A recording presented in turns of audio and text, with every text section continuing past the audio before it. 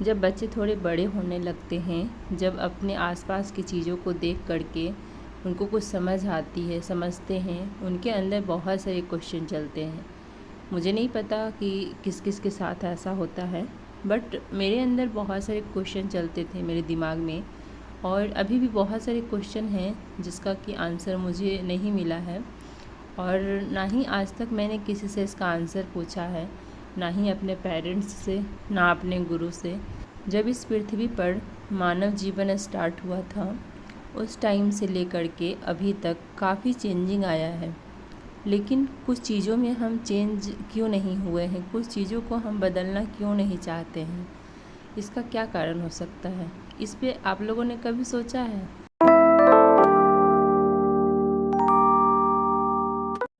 Hey guys, तो कैसे हैं आप सब? आई होप कि आप सब बहुत अच्छे होंगे। आप सभी का स्वागत है मेरे यूट्यूब चैनल वुमेन्स स्ट्रगल में। आज है संडे, और संडे वाले दिन थोड़ा एक्स्ट्रा काम भी मुझे रहता है। अब जैसे बच्चों के नेल्स वगैरह कट कर रही हूँ। पहले मैं घर का काम बिल्कुल भी नहीं दिखाती थी, तो आप लोगों में से बोले दीदी घर का भी काम दिखाइए, तो मैं थोड़ा बहुत दिखाने लगी। तो संडे के दिन थोड़ा एक्स्ट्रा काम भी हो जाता है, तो इसलिए मेरी पढ़ाई थोड़ी कम होती है संडे वाले दिन। और अभी फ़िलहाल मैं नेल कट कर रही हूँ बच्चों के, और मैं ज़्यादा कुछ तो शेयर नहीं कर पाई। और आज है मेरे हस्बैंड का बर्थडे, तो आप लोग कमेंट में हैप्पी बर्थडे ज़रूर लिखिएगा। हम लोग देखिए पश्चिमी सभ्यता को अपना चुके हैं। जैसे कि हमारे देश में अंग्रेज़ आए तो हमें काफ़ी कुछ सिखा भी गए, कुछ गलत चीज़ें भी सिखा दिए, कुछ अच्छी चीज़ें भी सिखा के गए। सिर्फ हम गलत नहीं बोल सकते कि हमें सिर्फ गलत चीज़ें ही मिली है, बहुत सारी अच्छी चीज़ें भी मिली है। और सबसे बड़ी चीज़ क्या है कि हम चेंज हुए हैं, बहुत ही ज़्यादा चेंज हुए हैं, लेकिन कहीं ना कहीं औरतों की स्थिति आज भी वैसा ही है जैसे पहले थी। औरतें आज भी वही हाल में जी रही है जिस हाल में पहले जी रही थी। आज भी पुरुष सोचते हैं कि महिला है तो साड़ी में ही रहेगी, सूट में ही रहेगी, जीन्स नहीं पहनेगी, क्योंकि हमारे कल्चर में नहीं है जीन्स। तो जो ऐसा बोलते हैं, मैं उस पुरुष से पूछना चाहती हूँ कि ये कहाँ, कौन से कल्चर में है कि पुरुष जीन्स पहनेंगे? पुरुष के लिए भी तो धोती कुर्ता बना है, तो वो क्यों नहीं पहनते हैं? आज के डेट में कितने लोग हैं जो धोती कुर्ता में आपको दिखेंगे? आप ही लोग बताइएगा। बहुत पहले के लोग, जैसे कि मेरे नाना जी वगैरह थे, वो लोग पहनते थे धोती। और आज की जनरेशन में देखिए कि कौन धोती कुर्ता पहनता है? कोई नहीं पहनता है। तो जिस तरीके से पुरुष में चेंजिंग आया है, औरतों को भी तो हमें फ्रीडम देनी चाहिए कि तुम्हारी जो मर्ज़ी है तुम पहन सकती हो, तुम्हारी जो मर्ज़ी है, तुम्हारा जो इच्छा है तुम कर सकती हो। कोई ज़रूरी नहीं है कि औरतें गलत होती है या औरतें हमेशा गलत कदम ही उठाती है। पुरुष भी तो गलत होते हैं। कई पुरुषों को देखिए पहली बीवी रहते हुए भी दूसरी शादी कर लेते हैं। तो ये चीज़ें गलत नहीं है क्या? लेकिन हम कहते हैं कि नहीं, वो पुरुष है तो कुछ भी कर सकता है। ये धारणा चेंज नहीं हुई है, और ये चेंज करना बहुत ज़रूरी है। मैं कई चीज़ों को सोचती हूँ तो मुझे लगता है कि क्या चेंज करना चाहिए। जैसे कि सबसे बड़ी चीज़ तो देखिए ये होता है, हमारे यहाँ प्रथा चली आ रही है कि शादी होती है तो लड़कियां ससुराल जाती है, और कई घरों में तो ये होता है कि मायके नहीं जाओगी, शादी के बाद ससुराल में रहने लगती है, उसे मायके नहीं दिया जाता है। और अगर मायके जाएगी भी तो पूछ करके जाएगी कि मुझे मायके जाना है, हम जाएं या ना जाएं। अगर इजाज़त मिली तो वो जाएगी, अगर नहीं मिली तो नहीं जाएगी। मेरा पूछना ये है आप लोगों से कि जिस घर में 20-22 साल वो लड़की बिता चुकी है, अब आजकल तो थोड़ा लेट भी शादी होती है, उस घर में जाने के लिए, अपने माता पिता से मिलने के लिए, जिन्होंने जन्म दिया, उनसे मिलने के लिए हमें परमिशन लेने की ज़रूरत पड़ती है। ये सब देखिएगा तो आपको अभी भी लगेगा कि औरतों की स्थिति में बिल्कुल भी सुधार नहीं आया है, क्योंकि पुरुष चाहते ही नहीं है कि औरतों की स्थिति सुधरे। अगर औरत सुधर गई, उसकी स्थिति सुधर गई, तो मेरी नहीं सुनेगी, फिर वो मेरा गुलाम बन कर के नहीं रहेगी।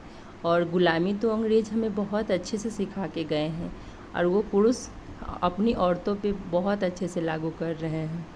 इस टाइप के बहुत सारे क्वेश्चन मेरे माइंड में चलते हैं। मुझे लगता है कि ये सब तो चेंज होना चाहिए। या फिर दहेज प्रथा कहने के लिए कानून बनाया गया है, लेकिन उसे लागू कहाँ कहाँ होता है, कितने लोग हैं जो उस पर अमल करते हैं।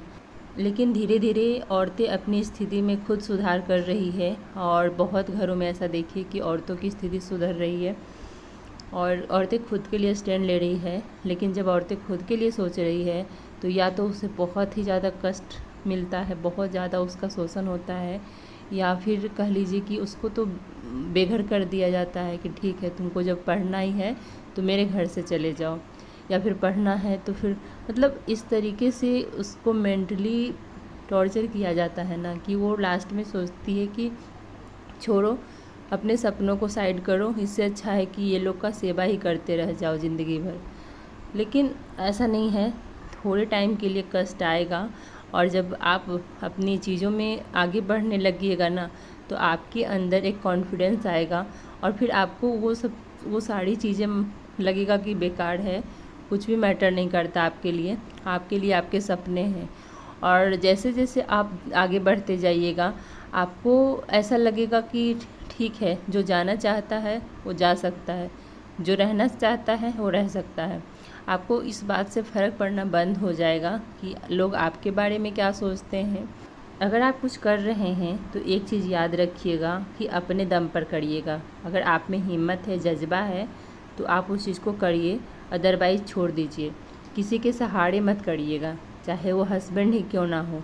मैं ऐसा इसलिए बोल रही हूँ क्योंकि इसके पीछे बहुत बड़ा रीज़न है, और सिर्फ़ अपने दम पे करिए। मैं अपने दम पे जो भी कर रही हूँ, हस्बैंड का ये सपोर्ट है कि हाँ ठीक है, अगर मुझे कहीं बाहर जाना है किसी काम से, तो वो मुझे नहीं रोकते हैं कि हाँ ठीक है नहीं जाइए, या फिर मुझे किसी चीज़ की ज़रूरत है तो मैं उनसे बोलती मुझे ये चाहिए। ये नहीं है कि हाँ ठीक है आप ही ला करके दीजिए, ऐसा कुछ नहीं है। लेकिन ये है कि हाँ ठीक है चलिए, मना नहीं करते हैं। सपोर्ट मीन्स कि मना नहीं करते हैं, मेरा बस यहाँ तक ही है।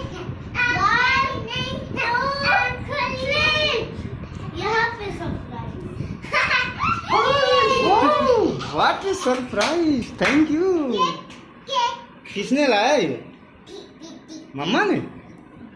बहुत धन्यवाद। आज हमारा बर्थडे है और इस खुशी पे हमारी मैडम ने और बच्चों ने मिलके हमें बहुत बड़ा सरप्राइज़ दिया है, एक केक के रूप में। बहुत बहुत सबको बहुत बहुत शुक्रिया, बहुत बहुत धन्यवाद। भगवान सबको लंबी उम्र दे। सपोर्ट मीन्स ये नहीं कि हाँ आप फुल्ली डिपेंड हो गई हूँ मैं आपके ऊपर कि हाँ पूरा सपोर्ट करेंगे, उनके सपोर्ट के बिना तो मैं आगे बढ़ ही नहीं सकती। इस तरीके से मैं सपोर्ट नहीं लेना चाहती हूँ, इसके पीछे बहुत बड़ा रीज़न है। तो मैं यही आप लोगों से कहूँगी कि जो अगर आप करना चाहते हैं अपने दम पे करिए, अगर आप में नहीं दम है, नहीं कर सकते हैं, तो छोड़िए उस चीज़ को।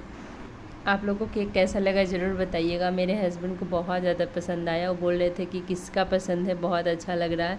तो पसंद तो मैंने ही किया था, बच्चे भी नहीं देखे थे क्योंकि व्हाट्सएप पे आया था। मैंने कॉल किया था भैया को व्हाट्सएप पे भेजने के लिए, उन्होंने भेजा डिज़ाइन, मैंने सेलेक्ट कर लिया तुरंत में क्योंकि मेरे पास टाइम नहीं था। कल मैं ऑर्डर नहीं दे पाई थी, मैं संडे को ही ऑर्डर दी थी लगभग 10 बजे और बना करके दे दिए थे शाम तक, और फ्रेश था, अच्छा लग रहा था, खाने में भी बहुत टेस्टी था। और हस्बैंड बहुत ज़्यादा खुश हो गए। अच्छा लगता है, छोटी छोटी खुशियों को हमें सेलिब्रेट करना चाहिए। बड़ी बड़ी खुशियों को हम ढूंढेंगे तो छोटी छोटी खुशियाँ मर जाएगी हमारे अंदर से, और बड़ी बड़ी खुशियों के चक्कर में हम छोटी छोटी खुशियाँ अपना त्याग देते हैं, और बड़ी खुशियाँ हमें मिलती नहीं हैं। छोटी छोटी खुशियों में हमें खुश रहना चाहिए। तो और अच्छा लगता है बीच बीच में इस तरीके से अपने हस्बैंड को सरप्राइज़ देना। उनको सरप्राइज़ देना नहीं आता है और मुझे सरप्राइज़ बहुत ज़्यादा पसंद है। तो बस यही है, अब तो धीरे धीरे वो भी सीख चुके हैं और उन्हें पता है कि इसको सरप्राइज़ अच्छा लगता है। और मुझे ऐसा लगता है ना कि मुझे कोई गिफ्ट दे तो बता के ना दे कि हम ये दे रहे हैं, ठीक है दे दो। तो मेरे हस्बैंड का क्या था ना कि उनको अगर कुछ देना होता था मुझे, तो मुझे ले के जाते थे दुकान पे, ठीक है आप पसंद करिए। और वो चीज़ें मुझे अच्छी नहीं लगती थी, मैं उसे काउंट नहीं करती थी कि आपने क्या दिलाया मुझे, जब मैं खुद पसंद की, मुझे वो अच्छा ही नहीं लगता था। फिर वो समझ गए कि हाँ इसका क्या है कि इसे मतलब ला करके सरप्राइज़ दो, तो फिर मुझे वो चीज़ें अच्छी लगती है। तो अक्सर मैं वैसा ही, इनको तो मैं अक्सर सरप्राइज़ देते रहती हूँ अपने हस्बैंड को।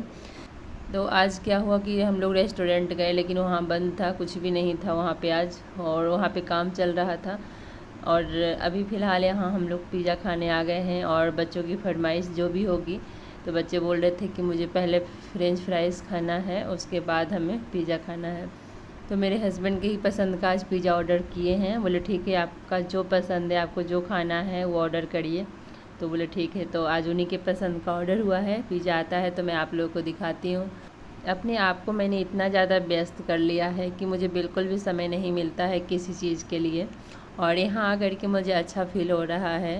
अपने फैमिली के साथ टाइम व्यतीत करना अच्छा लग रहा है, और मतलब थोड़ा सा सुकून लग रहा है कि काफ़ी लंबे टाइम से मैं स्ट्रगल कर रही थी और आज मैं घर से निकली हूँ, और स्ट्रगल तो मेरा भी जारी है। आज हस्बैंड का बर्थडे के बहाने ही हम लोग थोड़ा बाहर निकले, तो मैं ज़्यादा बाहर नहीं जाना चाहती हूँ, उससे मेरा टाइम ख़राब होता है इसलिए।